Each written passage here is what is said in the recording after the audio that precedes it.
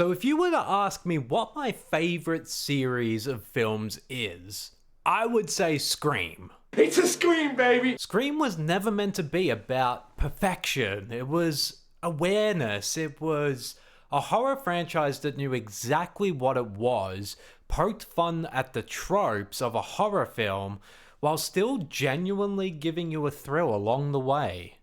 And for the longest time, I thought there was no such thing as a bad Scream movie. And I saw number 7.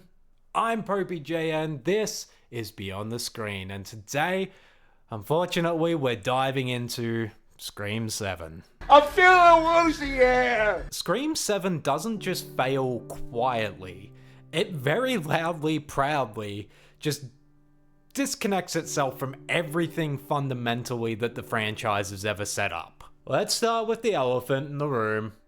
Stu Macher. Is he alive? Is he dead?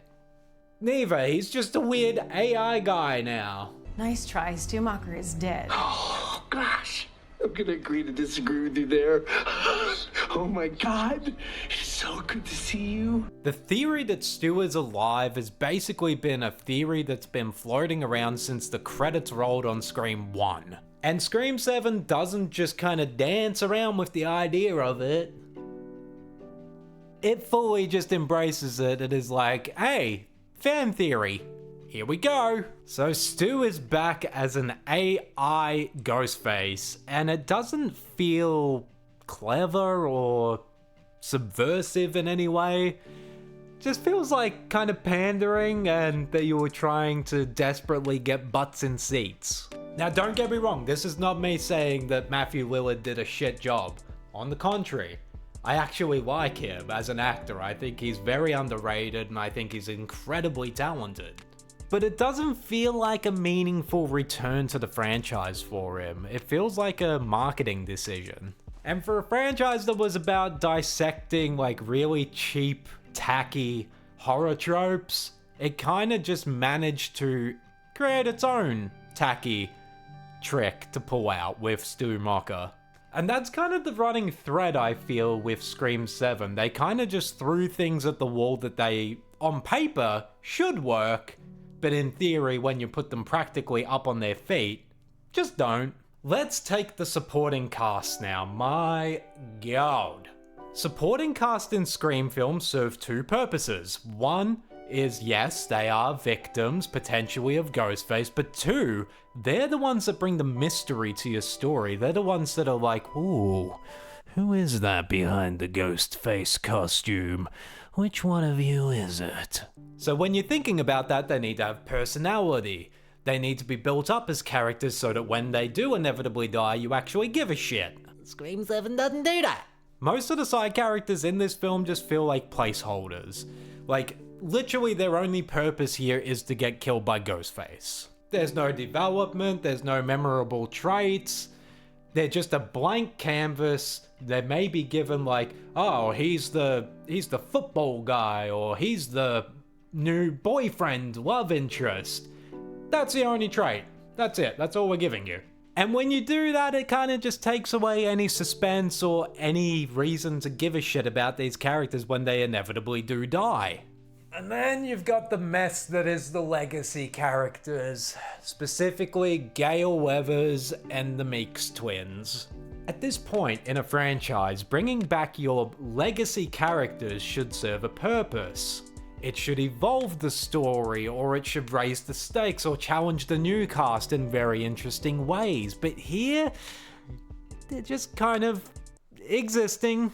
Gale especially kind of just feels like she's been reduced to, hey, this is a familiar face that you know, for her to kind of pop up on screen and just be like nostalgia bait at this point, rather than her serving a purpose to the story. And good God, the Meeks twins in this story, what is their point? Someone tell me in the comments, what's their point?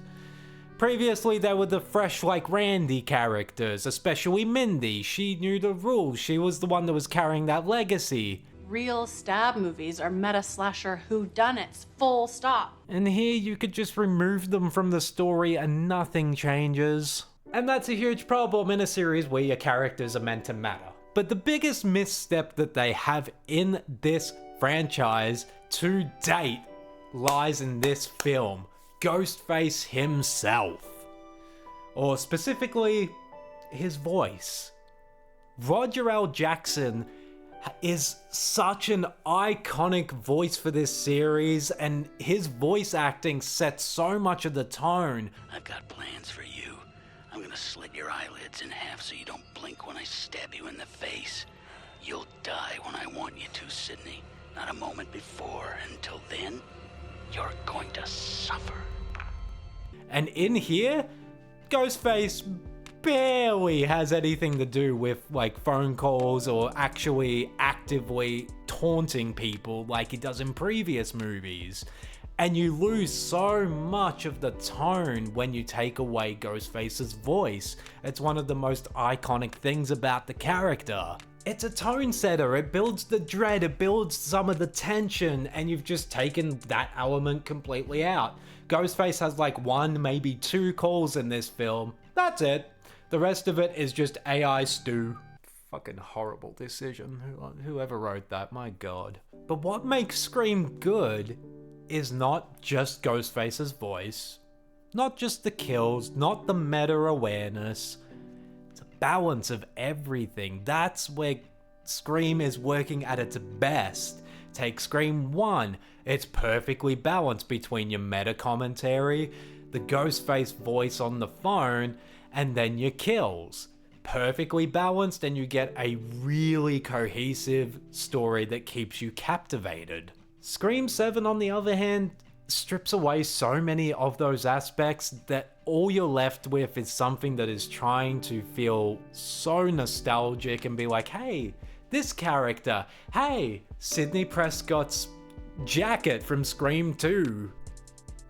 I don't know why, but it's there. And as much as it pains me to say, because I've been a franchise fan since this was literally one of the first films. Scream was one of the first films that I ever saw. Way too young, by the way, way too young. I saw it when I was about 3 years old by my parents, don't worry about it. But anyway, one of my favorite franchises on earth, and I never considered there to be a bad Scream movie up until this point. Even Scream 3, I will defend.